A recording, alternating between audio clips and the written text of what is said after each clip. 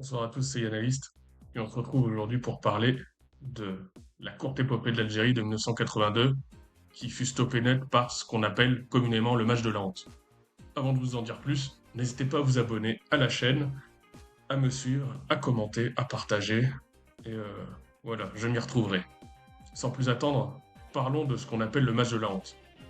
Épopée 82, l'Algérie se qualifie pour la première fois de son histoire dans une Coupe du Monde. Elle tombe dans un groupe relevé, en poule, l'Allemagne de l'Ouest au programme, l'Autriche et le Chili. Sensation au premier match et victoire de l'Algérie de buts à 1 contre l'Allemagne de l'Ouest. Mais défaite au deuxième match 0-2 contre l'Autriche. À l'époque, il faut savoir que les derniers matchs de poule ne se jouaient pas en même temps. Donc, le constat est simple pour l'Allemagne et l'Autriche. Il faut que l'Allemagne gagne par un ou deux buts d'écart, et ainsi l'Allemagne et l'Autriche seront tous les deux qualifiés pour la suite de la compétition.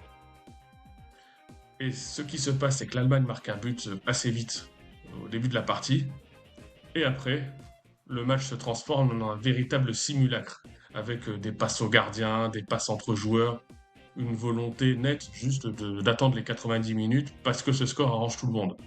Malgré sa victoire 3-2 contre le Chili, l'Algérie ne verra pas les huitièmes de finale. L'Algérie forcément portera réclamation auprès de la FIFA. Ça n'aboutira pas au fait que le match soit rejoué. Par contre, la FIFA prend une décision capitale, c'est que les derniers matchs de poule se jouent en même temps euh, pour éviter ce genre de calcul d'apothicaire. L'Algérie avait une belle équipe hein, avec Rabat Madjer qui, dont la talonnade pour marquer porte son nom. Talonnade qu'il marqua en finale de Champions League avec le FC Porto. Belloumi, Lakhdar Belloumi qui fut le recordman de sélection. L'Algérie avait des bons petits joueurs à cette époque.